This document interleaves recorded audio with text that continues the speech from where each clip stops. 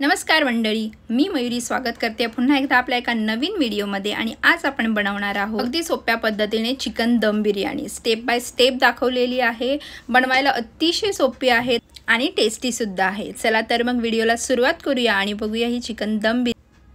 तर सुरुवातीला बिर्याणीमध्ये लागणारा जो तळलेला कांदा असतो तो आपण बनवून घेणार आहोत। तर त्यासाठी इथे मी 2 मोठे कांदे असे घेतलेले आहेत आणि अशा प्रकारे बारीक आपल्याला ते कापून घ्यायचे आहेत। तुम्ही अशा प्रकारे कापा किंवा मग उभे सुद्धा चिरू शकता।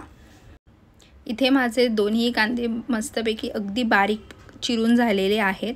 आता हे मी एका भांड्यामध्ये काढून घेते आणि त्यामध्ये थोडंसं मीठ असं शिवरायचं आणि हाताने ते मळून घ्यायचे, म्हणजे त्याच्या ज्या पाकळ्या आहेत त्या अशा वेगवेगळ्या झाल्या पाहिजेत त्यासाठी। आता आपण एका साईडला तेल गरम करत ठेवायचं आहे जोपर्यंत आपण हे कांदे कापतोय। तेल गरम झालं की यामध्ये आपण हा कांदा आता फ्राय करून घेणार आहोत। तेल चांगलं गरम करून घ्यायचं आहे आणि मग आपण गॅस आहे तो थोडा लो करायचा आहे, मीडियम ठेवायचा आहे।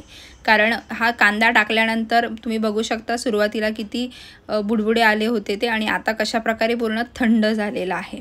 तर हा कांदा भाजायला ना थोडासा वेळ लागतो, त्यामुळे आपण बिर्याणीसाठी लागणारा जो भात आहे म्हणजे तांदूळ ते आपण आधी स्वच्छ धुवून घेणार आहोत आणि काही वेळासाठी आपल्याला तो भिजत ठेवायचा आहे। तर हा कांदा एका साईडला आपल्याला भाजतो आहे, थोडासा वेळ लागतो यासाठी। आणि तोपर्यंत इथे मी हे बासमती तांदूळ आहेत ते मी इथे भिजत ठेवले होते। भात आपल्याला हा यासाठी भिजत ठेवायचा आहे की याची कुकिंग प्रोसेस आहे ना ती भरपूर फास्ट होते, यासाठी तो भिजत ठेवायचा आहे। तर इथे आपले तांदूळ भिजलेले आहेत। एका साईडला कांदा सुद्धा बघा थोडासा कलर चेंज होत आहे आणि आता पूर्णपणे त्याचा कलर इथपर्यंत जेव्हा होतो चेंज ते आपल्याला तेव्हा लगेच हा कांदा काढून घ्यायचा आहे, कारण तेल खूप तापलेलं आहे, त्याला करपायला वेळ नाही लागणार। त्यामुळे या स्टेजला आल्यानंतर पटकन आपण हा कांदा काढून घ्यायचा आहे। आता जरी हा कांदा नरम दिसत असला तरी थंड झाल्यानंतर आपल्याला जसा कुरकुरीत लागतो बिर्याणीसाठी तसाच होणार आहे, बघू शकता इथे। तर नेक्स्ट प्रोसेस बघूया। नेक्स्ट स्टेप आहे ती म्हणजे आपल्याला चिकन मॅरिनेट करून घ्यायची आहे। जर तुम्हाला होत असेल तितका जास्त वेळ सुद्धा तुम्ही हे मॅरिनेशन करू शकता, म्हणजे अगदी रात्रभर सुद्धा ठेवू शकता। तर मॅरिनेशनसाठी मी इथे घेतलेलं आहे, स्वच्छ चिकन धुवून घेतलेलं आहे। त्यामध्ये चवीनुसार मीठ टाकायचं आहे, त्यानंतर 1 चमच हळद घेतलेली आहे, त्यानंतर घेऊया 1 चमच गरम मसाला, त्यानंतर 1 चम्मच धणे पावडर घेतलेली आहे, त्यानंतर हा लाल तिखट मसाला आहे, हा घरगुती आहे। त्यानंतर इथे थोडासा अजून एक घरात लाल तिखट मसाला होता जो थोडासा तिखट आहे, तो मी 2 चमच घेतलेला आहे।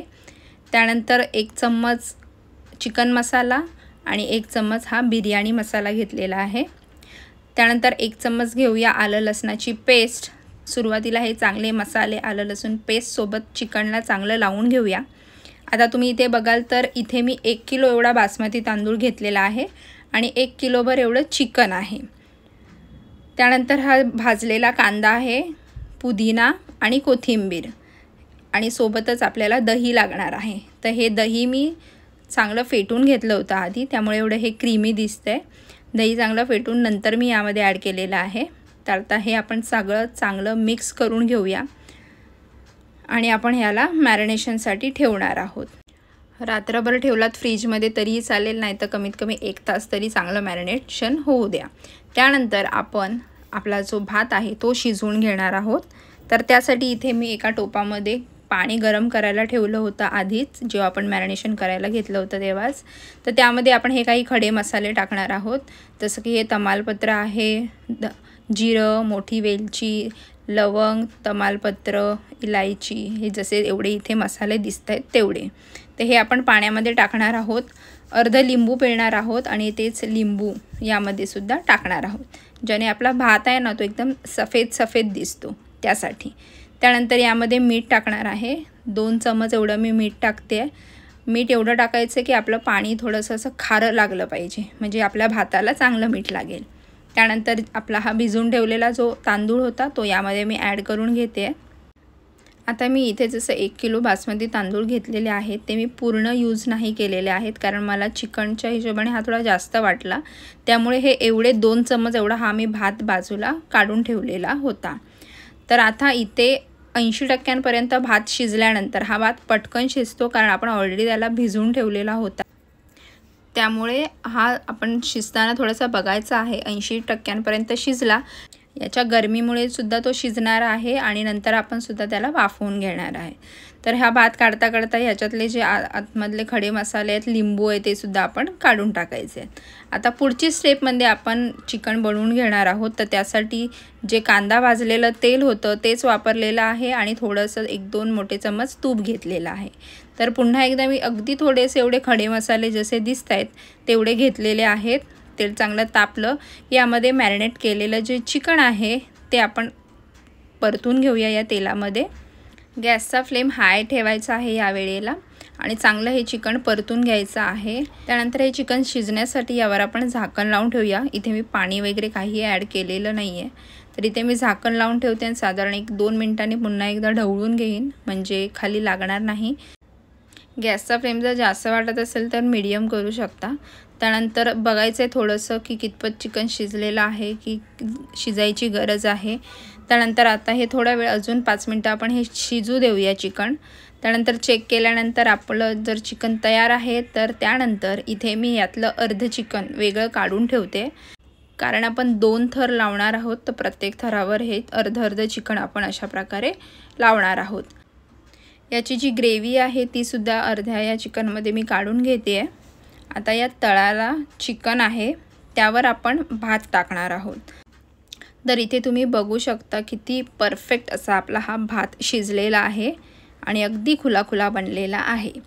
तर आपण हा वरच्या थराला आता टाकून घेऊया. जेवढा भात मी यासाठी वापरणार आहे त्याच्या अर्धा आपण ह्या थराला आणि अर्धा वरच्या थराला असा आपण वापरणार आहोत. आता मधल्या थराला भात झाल्यानंतर वरती आपण जो तळलेला कांदा आहे तो घालून घेऊया. त्याच्यावरती पुदिना बारीक चिरलेला आणि कोथिंबीर बारीक चिरलेली अशी टाकून घेणार आहोत. त्यानंतर कलर जर असेल तुमच्याकडे अवेलेबल तर टाकायचं आहे, नसेल तरी काही एवढं नाही, पण तो लुक जो आहे रेस्टॉरंटसारखा तो येतो परफेक्ट. तर इथे माझ्याकडे 2 कलर होते ते टाकलेले आहेत. त्याच्यानंतर परत आपण ही स्टेप तशीच करणार आहोत. चिकन जे आपण अर्ध ठेवलं होतं ते घालून घेऊया. त्याच्यानंतर भात आणि मग पुन्हा एकदा तळलेला कांदा, कोथिंबीर, पुदिना बारीक चिरलेला हे टाकून घेणार आहोत. तर इथे हा मी सगळा भात जेवढा होता तो वापरलेला आहे. सुरुवातीला जसं मी सांगितलं की 2 चमच जेवढे मी दाखवले ते 2 चमच फक्त मी बाजूला काढून ठेवलेत, बाकी सगळा भात वापरलेला आहे. कारण बघू शकता पूर्णपणे टोप आता भरलेला आहे, तर तो भात थोडा जास्त होत होता. त्यानंतर केसर, दुधामध्ये भिजवलेलं केसरसुद्धा टाकलेलं आहे. तुम्हाला वाटत असेल तर टाकू शकता, पण टाकलात तर खूप छान वाससुद्धा येतो. आणि उरलेला कलर होता तो सुद्धा मी वरच्या थराला टाकलेला आहे. आता हा असा स्टोव आपण अगदी कमी लो फ्लेमवर ठेवणार आहोत गॅसवर आणि एका गॅसवर इथे ही नारळाची करवंटी आहे त्याचा आपण दम देणार आहोत. जर तुमच्याकडे कोळसा असेल तर त्याची आपण दम देऊ शकता, नाहीतर मग नसेल तर हा एक दुसरा ऑप्शन आहे. तर त्यासाठी मी इथे हा फॉईल पेपरची वाटी बनवते आहे, त्याच्यामध्ये आपण हा कोळसा ठेवणार आहोत. कारण जर स्टीलची वगैरे वापरली तर त्याला डाग वगैरे पडतात, म्हणून हे ऑप्शन. तर इथे मी ही वाटी भातामध्ये अशी मधोमध घुसवलेली आहे आणि एका साईडला बघू शकता आपली करवंटीसुद्धा गरम होऊन तयार आहे.